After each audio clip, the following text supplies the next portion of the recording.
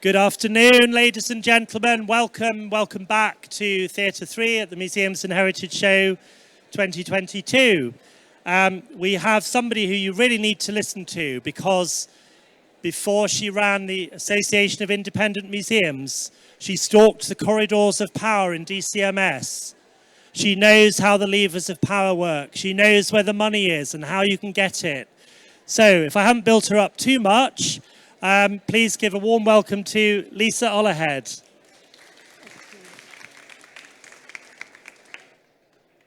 Okay, hello everybody, and thank you all for coming, and thank you for that very flattering introduction. So I'm Lisa Ollerhead, and I am the director of AIM, the Association of Independent Museums. I joined AIM last summer after nearly 10 years as a civil servant. Stalking the corridors of power sounds a bit more interesting, but 10 years in civil service departments, including the last 5 as the head of museums policy at the Department of Digital Culture, Media and Sport, or DCMS.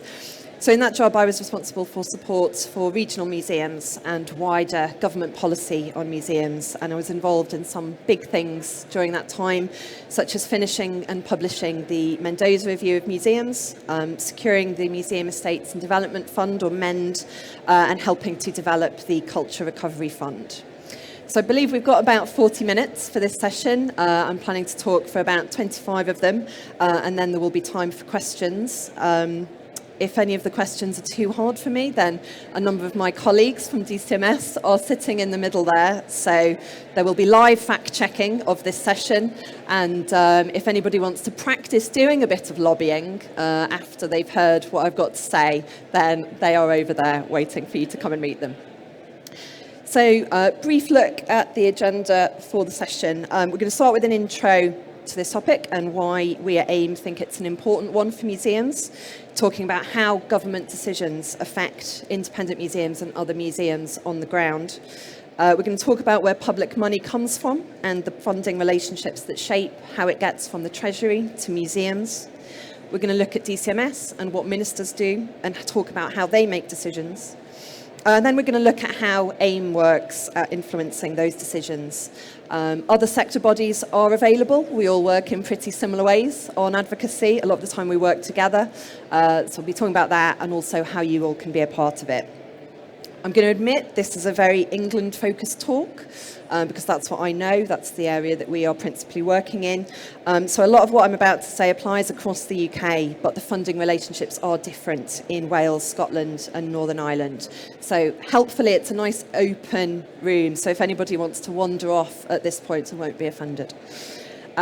Also just going to mention this is a pretty high-level, quick walk through government and working with government. So if there's anything you want to pick up with me afterwards or separately outside of the show, then do get in touch.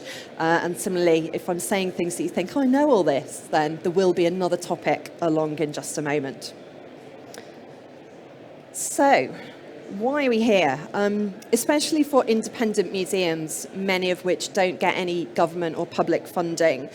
What goes on with politicians and civil servants in London can feel quite remote. But what they say in public and what happens behind closed doors can affect the whole sector. So it's important to know how they're thinking, what they're thinking, and how we can help affect that. Government decisions affect how much money the Arts Council has available to spend. Ministers have conversations regularly with ACE about how it's being spent. They also decide how much the national museums get, which has a knock-on effect on the rest of the sector. For example, looking at the kind of money that is available for partnership working, setting expectations around free entry, which affect a lot of other museums, particularly civic museums, and what people expect to see at the ticket desk, affecting how much the nationals can pay staff, which has an effect on pay rates across the sector, and setting the sector in a more or less commercial direction and more or less reliant on big exhibitions. Government also decides other ways for museums to get money. So putting money into high streets and town centres, and there may be some of you in the audience which have benefited from levelling up money. Museums and heritage can benefit from that kind of money if government decides that culture is relevant to that spending. And if the government decides it's not relevant, then can't get that money. and setting the tax, VAT, gift aid and business rates regimes that affect how much cash museums can keep. And we will be returning to that topic, because business rates is my favourite thing in the sector. There's also more overtly political and non-financial angles. So, for instance, there's been a lot in recent months and recent years about statues, about objects acquired through empire, and they affect the public and the media conversation about this work. Governments affect the national conception of what museums are, who they're for, and what they do. And then, of course, at the highest level, government, financial and economic decisions affect our visitors. And that was a point our chair, Andrew Lovett, who's director of the Black Country Living Museum, was really keen to make late last year after the comprehensive spending review. Independent museums generate income from visitors, so they need people to have money in their pockets to spend and the leisure time to be able to go and spend it at a museum. And obviously, things like the cost of living crisis, which government has a lot to say about, affects what museums can do. So that's a lot of ground for AIM and advocacy organisations to cover. So how do we target it? DCMS is the main central government department that we work with. DCMS gets its money from HM Treasury, Her Majesty's Treasury, and it has a lot of money, but quite unusually for government departments, a lot of DCMS money goes straight out of the door again. In 2019-20, which was the last year for which COVID spending didn't really affect the kind of normal budgets, DCMS spent about £9 billion. Over £5 billion of that went out to be spent by arm's length bodies, or ALBs. Now, a lot of that was to the BBC, but the National Museums and Galleries got 700 million nearly, should be mentioned. That's more than usual. They got some capital funding for maintenance that year. They usually get about 300 million for running costs. But the arts sector, which includes other museums, got over 800 million, about 500 million of which was spent by the Arts Council. And heritage also got nearly 500 million. The level of influence that DCMS has on this money can differ depending on various factors. But ultimately, DCMS is accountable for all of it, which means it's DCMS ministers and officials who have to tell Parliament it's all been spent properly. There is an accounting officer role as well for the heads of the ALBs, so they can also have to go and account to Parliament. But that is who they are having to go and tell, this is how we've spent it and this is what it's done. The arm's length means that operational spending, so the day-to-day spending decisions, are independent. And that's been a really important element of cultural funding in the UK for decades, that the politicians don't decide which organisations get individual grants. There's different ways to look at all of this money that's going out from DCMS. For our purposes today, there are two important ones. So one is lottery money and public money. The National Lottery Heritage Fund spends a lot of lottery money, as is cleverly referred to in its name. The Arts Council does also spend a lot of lottery money, but it spends a lot of core funding, or as the newspapers like to call it, taxpayer funding as well. There are particular directions which affect how lottery money can be spent. And a major one for heritage is the additionality principle. So this means that the National Lottery Heritage Fund funds projects that are additional to government spending. They won't pay for things that they think the government should pay for. The second way to look at this money is in types of spending, which is capital and revenue. So broadly, building the building and keeping the lights on. The Treasury really likes capital spending because it is a nice big number a lot of the time, so it sounds good on the front of the papers, but it's a one-off, whereas revenue money just keeps having to be spent and spent. So there's been quite big problems in recent years where there was a big capital announcement and a big investment, something big and important and lovely built, but no ongoing revenue. So for instance, Birmingham Library, fabulous building, many of you will know, built a few years ago, finished, amazing landmark for Birmingham, but for a while it was closed for quite a few days a week because nobody had money to pay the librarians. Ultimately, this money comes from fiscal events. The rhythms of fiscal events have gone a bit wrong in the last few years because of Brexit and COVID, but usually you have a comprehensive spending review, CSR, which sets out how much departments have to spend on pretty much everything over the coming years. 3, 4 or 5 year spending reviews are usual, kind of more or less aligns with the length of a parliament between general elections. So this is what we had at the end of last year, the CSR that set out spending until 2025. The other fiscal events are the ones with the Chancellor outside Parliament with the red briefcase. At the moment, we have an autumn budget, which sets out new policies and how much will be spent on them. A budget is followed by a budget bill in Parliament and a Finance Act, which puts spending commitments and the right to collect tax into legislation. And then there is a spring statement, which is supposed to set out how the nation's finances are doing. We've just had another one of those.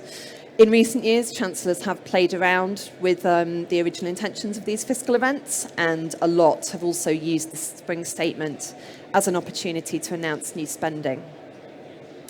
It's really important to remember that public spending is competitive. Ministers are not looking at public spending like, oh, this area needs this much money and that area needs that much money. It's this area is going to get this, so there is less to spend on that. It is a zero-sum game. There is an overall funding envelope. Each department prioritises its spending bids, and then they all go into Treasury, and it's kind of a black hole. Treasury decides who wins of all the spending bids, and then a lot of the time, if you are in a department, you don't actually know if you've got the money until you are sitting there watching the fiscal event speech, and you find out whether the thing you've been working on for several months is still alive or not. So there's always a lot more to propose than there is money to go around.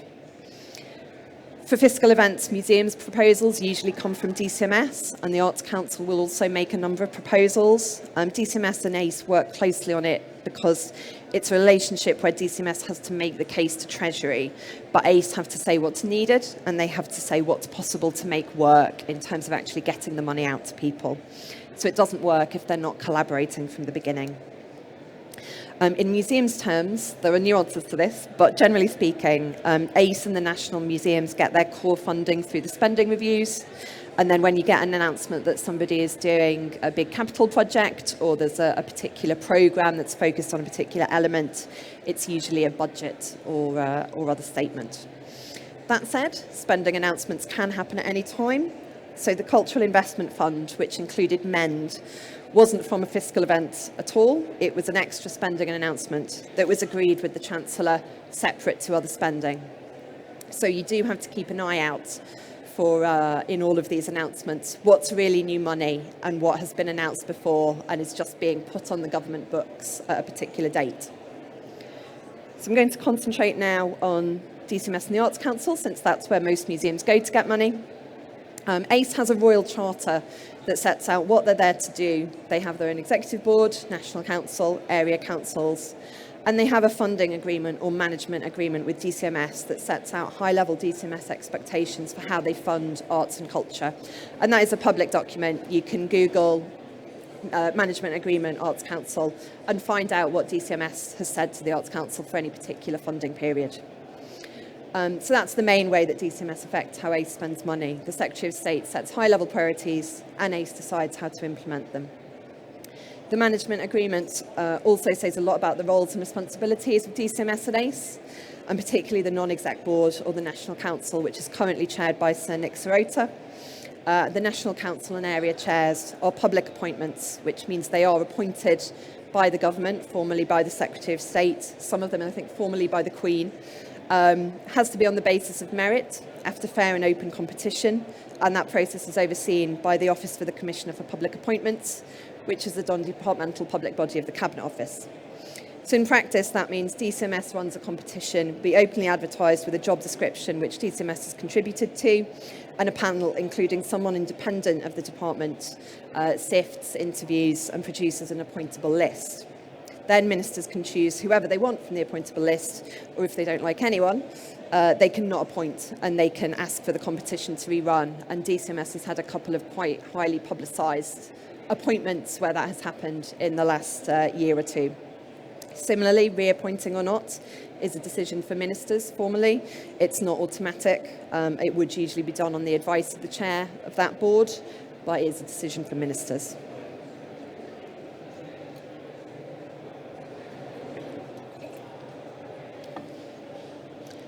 Okay, so I said a bit already about DCMS and ministers and what they do, and I'm now going to talk a bit about who they are and how they make decisions. So departments have a Secretary of State who is in charge of the whole department and all of the policy areas, and a set of junior ministers who have a few policy areas, so they're involved more closely and take most of the day-to-day decisions. The current Culture Secretary of State, or SARS, is Nadine Dorries, and the Culture Minister is Lord Stephen Parkinson. Having a minister who is also the department's Lords Minister is certainly a bit unusual for culture. I've not had a Lords Minister for a while before Lord Parkinson, and the Lords Minister is quite busy because they have to do all of the department's business in the House of Lords, so debates, parliamentary questions on things that is not technically in their portfolio, but they are the department's representative in the Lords. So the current ministers were appointed last autumn, and culture is famously a brief. I worked in DCMS just under 5 years. We had 5 secretaries of state and 6 junior ministers for culture, so that's a lot of change. A main reason for this is it's seen as a kind of starter role for ministers at both the junior and the cabinet level. So if people do well, they will tend to get promoted when the next reshuffle comes along, rather than being allowed to kind of stay in the job and see what they can do there. It's difficult in a lot of ways, certainly when you are an outside organisation trying to advocate into DCMS. Whatever's going on over there, I'm afraid it's a bit more exciting than this talk, clearly. So it is difficult in a lot of ways. It means not much continuity a lot of the time, and regularly having to start again with a new person. So you're building understanding, you're trying to build trust between the new minister and the sector, kind of sharing the basics. You're trying to get them to see and hear from different types and size of museum. And another tricky thing is that the portfolios can change. So for advocacy, the easiest thing is when culture and heritage are together with one minister, because museums fall between both. And it also means that Arts Council and the 2 heritage arm's length bodies have the same minister.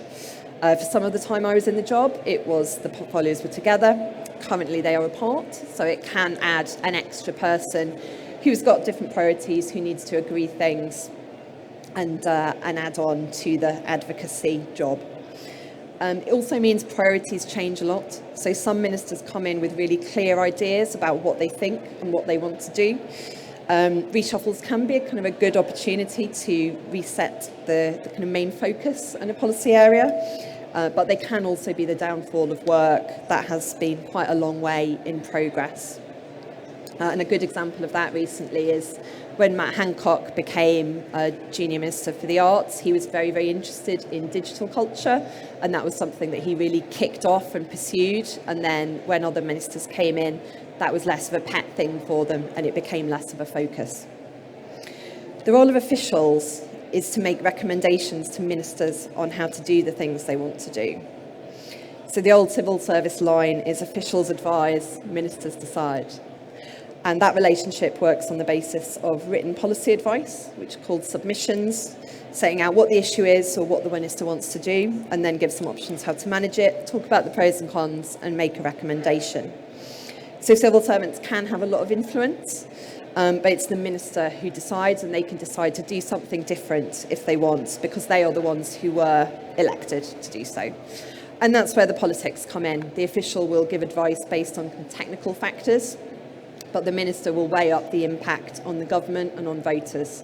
And special advisors, or SPADs, work in the department to support them on that side of things. Number 10 is, of course, another big political actor. Most of the time, they are quite hands-off with departments. The Secretary of State will get a letter from the Prime Minister setting out what the Prime Minister wants the department to focus on. And the rest of the time, number 10 might take an interest in something and really push it, or they might not be very interested day to day at all. Other MPs have a more limited impact, but an MP letter or a parliamentary question can help to really bring things to the attention of ministers, as they will always look at those.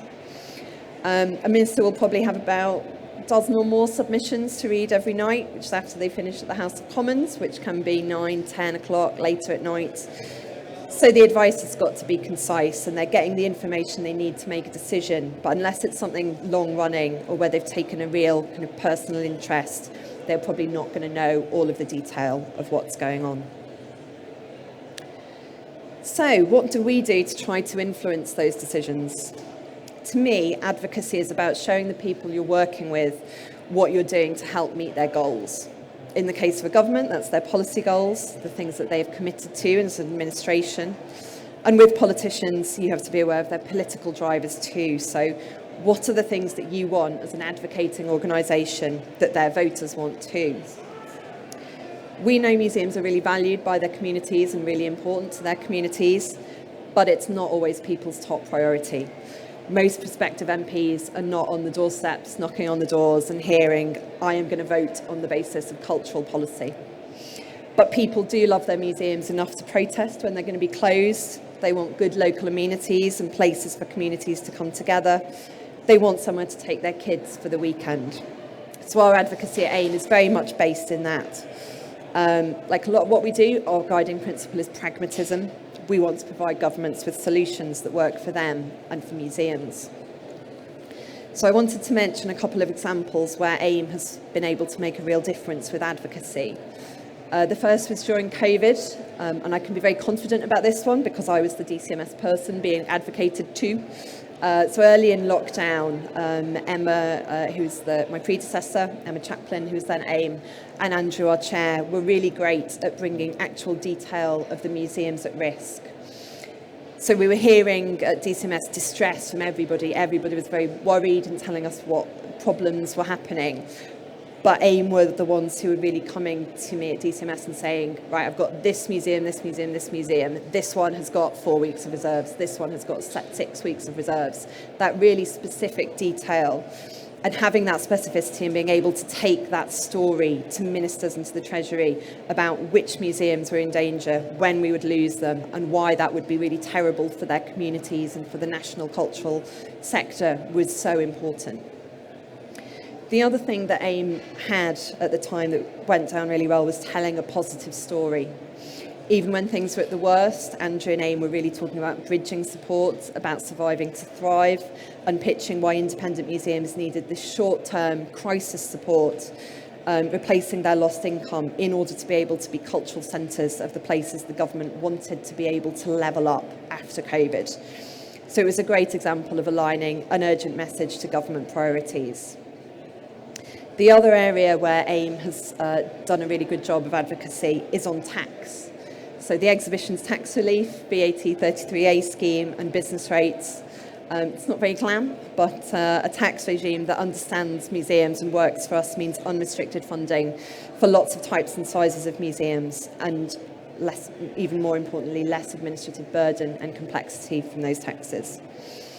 So this is a real sector effort, and we work with the National Museum Directors Council and the Museums Association on tax and business rates closely. Our AIM is at the forefront of helping make that case.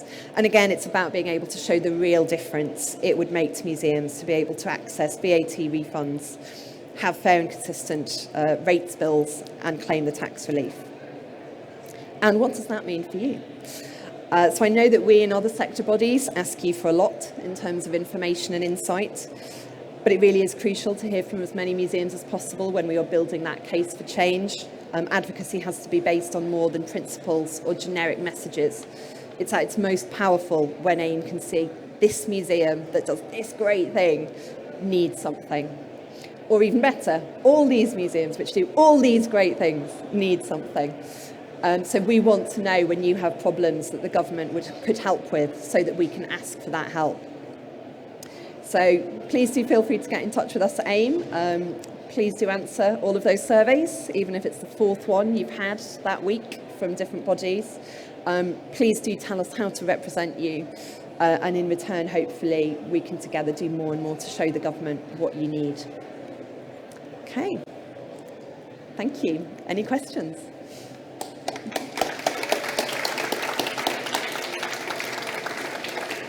Thank you very much, Lisa. Can we just have a show of hands? How many in the room are members of AIM? And how many qualify to be members of AIM? Everyone. We're very open. Everyone, right. So we've got a recruitment job to do, but I hope you've seen some of the value that AIM offers in a really crucial sphere of advocacy and funding as well. So in that light, any questions for Lisa? Yes. Thanks, Isabel. Someone's got to ask a question. Hi, Lisa. Hello. So, in a post-COVID landscape, what do you think the current government's priorities for museums are? It's a great question. So I think the main thing is levelling up, which we are starting to almost understand what they think they mean by that. There is a lot of money out there on levelling up, various funds, various different names, all slightly different focuses.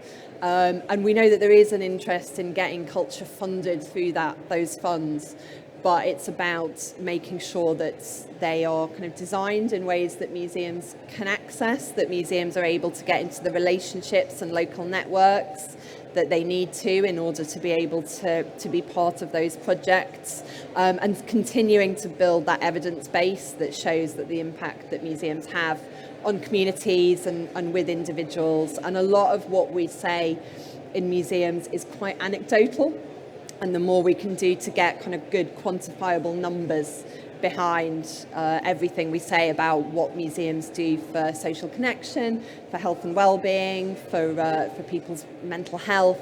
Everything we can do to get numbers behind that is really helpful for advocacy, but I think that is going to continue to be the theme for government, for museums for the coming years. Thank you for the question. Any other questions? Okay, one more show of hands. We've heard who is a member of AIM. How many are thinking now they might become members of AIM based on what they've heard? Okay, I love the way they think if they put their hand right up, you might swoop on them. Yeah. But seriously, I think it's strength in numbers, and also it's about getting really clear and insightful data on where you need to be putting your focus. Not necessarily in terms of your museum's policy, but in terms of how you report it, the data you collect, and how you maybe nuance it or spin it, for want of a better word. Yeah. Okay, well, thank you all very much. Thank you to Lisa, and that's it for Theatre 3 for today. Thank you for all your attention and questions, and Lisa's over here if you'd like to get joining forms. Otherwise, have a good rest of the day. And thank you again to Lisa.